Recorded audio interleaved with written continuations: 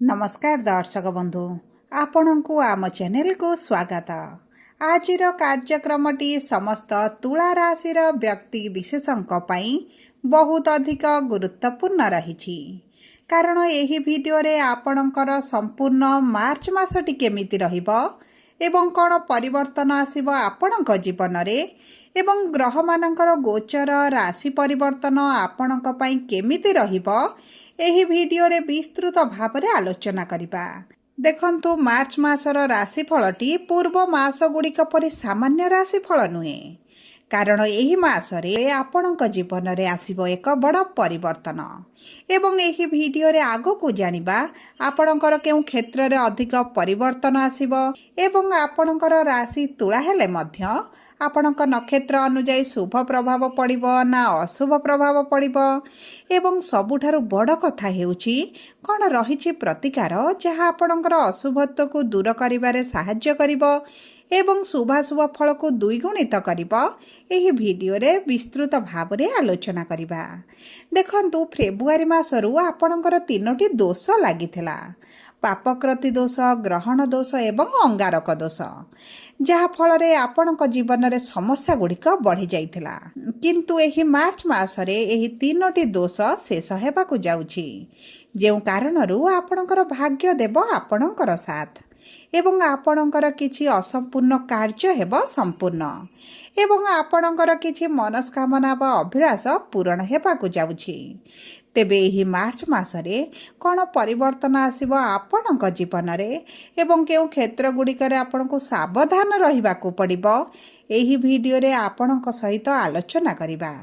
किंतु वीडियोटी आरंभ करिबा पूर्वरु जदि आपणकर भी तुला राशि होई थाए एवं आपण भी ईश्वर को आंतरिक भक्ति एवं विश्वास करंती तेबे वीडियोटी को लाइक करंतु कमेंट बॉक्स रे जय जगन्नाथ जय मां लक्ष्मी अवश्य लिखि दियंतु ता सहित आम सह जोगाजोग करबा पई वीडियोर मध्य भाग रे एक व्हाट्सएप नंबर टी दिया जाइछि जो नंबर साहाय्य आपण आम सह जोगाजोग करी निजर नूतन कुंडली प्रस्तुत करि परिबे कुंडली विश्लेषण कराई परिबे किंबा आपणकर चाकरी विवाह व्यवसाय प्रेम संपर्क शिक्षा स्वास्थ्य को नहीं किछि समस्या रहिछि ताहार सहजरे एवं स्वल्प मूल्य रे समाधान करि परिबे सेतिपई आपण आम सह वीडियोर शेष पर्यंत जोड़ी होई रुहंतु एवं व्हाट्सएप नंबर माध्यम रे आम सह जोगाजोग करी निज समस्यार खूब कम मूल्य रे समाधान करंतु। एबे आसंतु कार्यक्रमटी को आग को बढ़ाइबा एवं जानिबा एही तीनोटी दोष पई आपणकर जो समस्या गुड़िक चलीथिला विशेष भाव रे आपणकर जो स्वास्थ्य समस्याटी बढ़ी जाइथिला एवं अर्थर समस्या मध्ये आपणकर जो बढ़ी चलीथिला आपण ऋण आनिथिले किंतु ऋणटी को सुझी पारु नथिले ऋण को सुझीबा को चिंता करिबा समय किछि ना किछि कार्य आपणकर आसी जाउथिला जे कारणरू आपण ऋण सुझी पारु नथिले एवं आपणकर अर्थ को नहीं पारिवारिक स्थिति को नहीं जो मानसिक दुश्चिंता बढ़ी जाइछि ता सहित आपणक पारिवारिक संपर्क हेउ प्रेम संपर्क हेउ किंबा आपणक दाम्पत्य जीवन रे जो समस्या कलह असंतोष बढ़ी जाइथिला विशेष भाव रे तुला राशि विद्यार्थी मानकर शिक्षा क्षेत्र रे समस्या जो बढ़ी जाइछि आपणकर पाठ रे मन रहु नाही किंबा आपणक परिश्रम अनुसार आपणको जो फल प्राप्ति हेउ नथिला सेही सब क्षेत्र रे निश्चित भाव रे एही मार्च मास रे आसीबो परिवर्तन।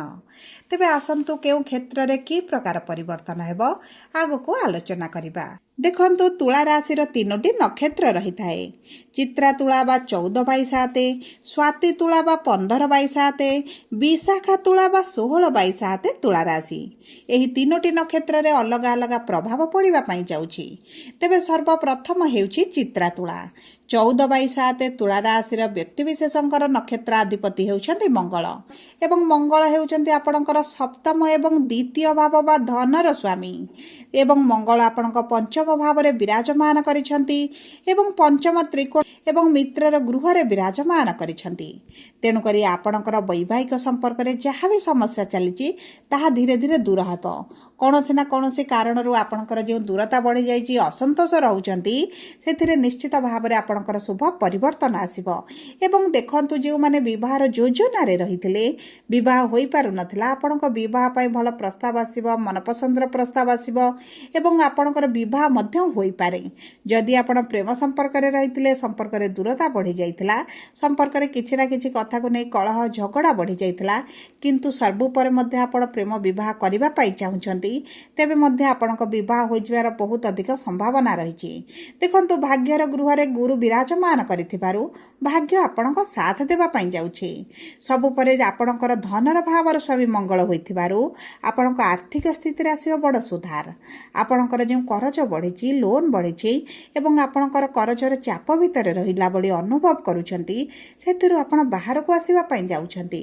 କୌଣସି ନା କୌଣସି ସୂତ୍ରରୁ ଆପଣଙ୍କୁ ଅର୍ଥପ୍ରାପ୍ତି ହେବ ଏବଂ ଆପଣଙ୍କର ଅର୍ଥର ଅଭାବ ପାଇଁ ଯେକୌଣସି କାର୍ଯ୍ୟ ଯଦି ଅଧାରେ ଅଟକି ରହିଛି କିମ୍ବା କାର୍ଯ୍ୟଟି ଆଗକୁ ବଢ଼ିପାରୁନାହିଁ ଏବଂ ସେହି କାର୍ଯ୍ୟଗୁଡ଼ିକ ମଧ୍ୟ ଆପଣଙ୍କର ସମ୍ପୂର୍ଣ୍ଣ ହେବା ପାଇଁ ଯାଉଛି। ଏବଂ ତାହା ସହିତ ଯେହେତୁ କର୍ମକ୍ଷେତ୍ରରେ ଆପଣଙ୍କର ଉନ୍ନତି ଆସିବ, ଆପଣଙ୍କର ପ୍ରମୋସନ୍ ହୋଇପାରେ, ଆପଣଙ୍କର ଚାକିରିରେ ସାଲାରୀ ଇନକ୍ରିମେଣ୍ଟ ହୋଇପାରେ, ଆପଣଙ୍କ କର୍ମକ୍ଷେତ୍ରରେ ମାନ ସମ୍ମାନ ବୃଦ୍ଧି ହେବା ସହିତ ଯଦି ନୂତନ ଚାକିରିର ସନ୍ଧାନରେ ଅଛନ୍ତି, ତେବେ ମଧ୍ୟ ଆପଣଙ୍କ ପାଇଁ ବହୁତ ଭଲ ସମୟ ରହିଛି। ଏହି ସମୟ ମଧ୍ୟରେ ଆପଣଙ୍କର ଅର୍ଥ ସେଭିଙ୍ଗସ୍ କରିବେ ଏବଂ ଯେଉଁମାନଙ୍କର କରଜ ରହିଛି, କରଜ ଚୁକ୍ତି କରିବା ପାଇଁ ମଧ୍ୟ ଆପଣ ସକ୍ଷମ ହୋଇଯିବେ। ଏବେ ଆସନ୍ତୁ ଜାଣିବା କିପରି ରହିବ ସ୍ୱାତି ତୁଳା ରାଶିର ବ୍ୟକ୍ତିବିଶେଷ ମାନଙ୍କର ଏହି ସମ୍ପୂର୍ଣ୍ଣ ମାର୍ଚ୍ଚ ମାସଟି। ଦେଖନ୍ତୁ ଆପଣଙ୍କର ନକ୍ଷତ୍ରାଧିପତି ହେଉଛନ୍ତି ରାହୁ ଏବଂ ରାହୁ ନିଜ ନକ୍ଷତ୍ରରେ ପ୍ରବେଶ କରିଛନ୍ତି ଆପଣଙ୍କ ପଞ୍ଚମ ଭାବରେ ବିରାଜମାନ କରି ଆପଣଙ୍କର ଶିକ୍ଷା କ୍ଷେତ୍ରରେ, ଆପଣଙ୍କର ପ୍ରେମ ସମ୍ପର୍କ ଏବଂ ସନ୍ତାନ ପ୍ରାପ୍ତିରେ ଯେଉଁ ସମସ୍ୟା ଆଣୁଥିଲେ ସେଥିରେ ଆସିବ ବଡ଼ ପରିବର୍ତ୍ତନ। ଆପଣଙ୍କର ପୂର୍ବରୁ ସନ୍ତାନ ପାଇଁ ଚେଷ୍ଟା କରି ଯଦି ବିଫଳତା ଦେଖୁଥିଲେ, ସନ୍ତାନ ପ୍ରାପ୍ତି ହୋଇପାରୁନଥିଲା, ତେବେ ଚିନ୍ତା କରିବାର କୌଣସି ଆବଶ୍ୟକତା ନାହିଁ। ସନ୍ତାନ ପ୍ରାପ୍ତି ପାଇଁ ଆପଣଙ୍କର ବହୁତ ଭଲ ଯୋଗ ବନୁଛି କିମ୍ବା ଆପଣଙ୍କର ଯଦି ପୂର୍ବରୁ ସନ୍ତାନ ଅଛି କିନ୍ତୁ ତାଙ୍କ କ୍ୟାରିୟରକୁ ନେଇ, ସ୍ୱାସ୍ଥ୍ୟକୁ ନେଇ ଏବଂ ତାଙ୍କ ବିବାହକୁ ନେଇ ଚିନ୍ତିତ ରହିଛନ୍ତି, ତେବେ ଆପଣଙ୍କର ସେହି ଚିନ୍ତା ଗୁଡ଼ିକ ଦୂର ହୋଇଯିବ। ସନ୍ତାନଙ୍କ ଭାଗ୍ୟରେ ଆସିବ ବଡ଼ ପରିବର୍ତ୍ତନ। ଏବଂ ଦେଖନ୍ତୁ ଯଦି ଆପଣ ପ୍ରେମ ସମ୍ପର୍କରେ ଥିଲେ କିନ୍ତୁ ସମ୍ପର୍କରେ ଆପଣଙ୍କର ମନମାଳିନ ମତଭେଦ ଚାଲିଛି, ତାହା ଦୂର ହୋଇଯିବ। ଆପଣଙ୍କ ସମ୍ପର୍କକୁ ଆପଣ ଆଗକୁ ବଢ଼ାଇ ପାରନ୍ତି, ବିବାହରେ ପରିଣତ କରିପାରନ୍ତି କିମ୍ବା ଯେଉଁ ବ୍ୟକ୍ତିମାନେ ଦ୍ୱିତୀୟ ବିବାହ କରିବା ପାଇଁ ଚାହୁଁଛନ୍ତି ସେମାନଙ୍କ ପାଇଁ ତ ବହୁତ ଅଧିକ ଶୁଭ ସମୟ ରହିଛି। ଦେଖନ୍ତୁ ବିଦ୍ୟାର୍ଥୀମାନଙ୍କ ପାଇଁ ତ ଅତି ଉତ୍ତମ ସମୟ ରହିବ। ଆପଣ ଯଦି ଏହି ସମୟ ମଧ୍ୟରେ ଉଚ୍ଚଶିକ୍ଷା କରିବା ପାଇଁ ଚାହୁଁଛନ୍ତି କିମ୍ବା ଆପଣଙ୍କ ଶିକ୍ଷା ସମ୍ବନ୍ଧିତ କିଛି ବଡ଼ ନିଷ୍ପତ୍ତି ନେବା ପାଇଁ ଚାହୁଁଛନ୍ତି, ତେବେ ଆପଣଙ୍କୁ ଏହି କ୍ଷେତ୍ରରେ ଶୁଭ ଫଳ ପ୍ରାପ୍ତି ହେବ। ଏବଂ ଦେଖନ୍ତୁ ଯଦି ଆପଣଙ୍କର କିଛି ପରୀକ୍ଷା, ଇଣ୍ଟରଭ୍ୟୁ, ଏଣ୍ଟ୍ରାନ୍ସ ଅଛି, ମାର୍ଚ୍ଚ ମାସ 15 ତାରିଖ ପୂର୍ବରୁ ଯଦି ଅଛି, ତେବେ ଆପଣଙ୍କୁ ତ ଅତି ଉତ୍ତମ ଫଳ ପ୍ରାପ୍ତି ହେବ। ଏବେ ଆସନ୍ତୁ ଜାଣିବା କିପରି ରହିବ ବିଶାଖା ତୁଳା ରାଶିର ବ୍ୟକ୍ତିବିଶେଷ ମାନଙ୍କର ଏହି ସମ୍ପୂର୍ଣ୍ଣ ମାର୍ଚ୍ଚ ମାସଟି। ଦେଖନ୍ତୁ ଆପଣଙ୍କର ନକ୍ଷତ୍ରାଧିପତି ହେଉଛନ୍ତି ଦେବଗୁରୁ ବୃହସ୍ପତି, ଯିଏ ଆପଣଙ୍କର ଭାଗ୍ୟର ଗୃହରେ ବିରାଜମାନ କରିଛନ୍ତି ଏବଂ ପଞ୍ଚମ ଦୃଷ୍ଟି ଆପଣଙ୍କ ରାଶିକୁ ପ୍ରଦାନ କରୁଛନ୍ତି। ସପ୍ତମ ଦୃଷ୍ଟି ଆପଣଙ୍କ ତୃତୀୟ ଭାବକୁ ଏବଂ ନବମ ଦୃଷ୍ଟି ଆପଣଙ୍କ ପଞ୍ଚମ ଭାବକୁ ଦେଉଛନ୍ତି। ସନ୍ତାନ ପ୍ରାପ୍ତି ପାଇଁ ଅତି ପ୍ରବଳ ଯୋଗ ସହିତ ଆପଣଙ୍କ ଶିକ୍ଷା କ୍ଷେତ୍ରରେ ଆପଣଙ୍କୁ ଅତି ଉନ୍ନତି ଫଳ ପ୍ରାପ୍ତି ହେବ। ସରକାରୀ ଚାକିରି ପାଇଁ ଯଦି କିଛି ପରୀକ୍ଷା, ଇଣ୍ଟରଭ୍ୟୁ, ଏଣ୍ଟ୍ରାନ୍ସ ଦେଉଛନ୍ତି, ତେବେ ସରକାରୀ ଚାକିରି ପାଇଁ ପ୍ରବଳ ଯୋଗ ବନୁଛି। ଏବଂ ଏହି ସମୟ ମଧ୍ୟରେ ଯଦି ଆପଣଙ୍କ ସରକାରଙ୍କ ସମ୍ବନ୍ଧିତ କିଛି କାର୍ଯ୍ୟ କରୁଛନ୍ତି, ସେଥିରେ ଆପଣଙ୍କୁ ଶୁଭ ଫଳ ପ୍ରାପ୍ତି ହେବ। ନୂତନ ଚାକିରି ପ୍ରାପ୍ତ ହୋଇପାରେ, ନୂତନ ବ୍ୟବସାୟ ଯଦି ଆରମ୍ଭ କରିବା ପାଇଁ ଚାହୁଁଛନ୍ତି, ତେବେ ମଧ୍ୟ ସେଥିରେ ଶୁଭ ଫଳ ପ୍ରାପ୍ତି ହେବ କିମ୍ବା ଆପଣଙ୍କର ବିରୁଦ୍ଧରେ ଯଦି କିଛିଟା ଆଲିଗେସନ୍ ଲାଗିଛି, କୋର୍ଟ କଚେରୀ କେସ୍ରେ ଆପଣ ଫସି ଯାଇଛନ୍ତି, ସେଥିରୁ ମଧ୍ୟ ଆପଣ ବାହାରିବା ପାଇଁ ଯାଉଛନ୍ତି। ଏବଂ ଦେଖନ୍ତୁ ଆପଣଙ୍କର ସୁଖ, ସୁବିଧା, ଭୋଗ, ବିଳାସରେ ବୃଦ୍ଧି ଘଟିବ। ଆପଣଙ୍କ ରୋଜଗାର ଦ୍ୱିଗୁଣିତ ହେବା ପାଇଁ ଯାଉଛି। ଯଦି ଆପଣ ଅନଲାଇନ୍ ରିଲେଟେଡ୍ କିଛି କାର୍ଯ୍ୟ କରୁଛନ୍ତି କିମ୍ବା ଆପଣଙ୍କର ଏକ୍ସପୋର୍ଟ ଇମ୍ପୋର୍ଟରେ କାର୍ଯ୍ୟ ଅଛି କିମ୍ବା କୃଷି କାର୍ଯ୍ୟ କରୁଛନ୍ତି, କିରାଣୀ ବ୍ୟବସାୟ କରୁଛନ୍ତି, ତେବେ ମଧ୍ୟ ଏହି କ୍ଷେତ୍ର ଗୁଡ଼ିକରେ ଆପଣଙ୍କୁ ଅତି ଉତ୍ତମ ଫଳ ପ୍ରାପ୍ତ ହେବ।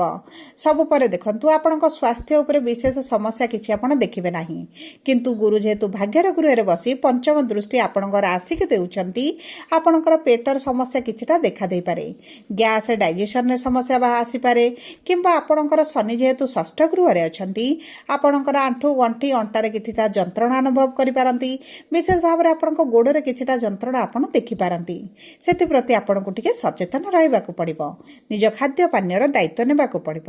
ସବୁପରେ ଆପଣଙ୍କର ଅଶୁଭତ୍ୱକୁ ଦୂର କରି ଶୁଭାଶୁଭ ଫଳକୁ ବୃଦ୍ଧି କରିବା ପାଇଁ ଆପଣ ପ୍ରତିଦିନ ହନୁମାନ ଚାଳିଶା ପାଠ କରନ୍ତୁ ଏବଂ ଚେଷ୍ଟା କରନ୍ତୁ ମହାଦେବଙ୍କର ପୂଜାର୍ଚ୍ଚନା କରିବା ପାଇଁ।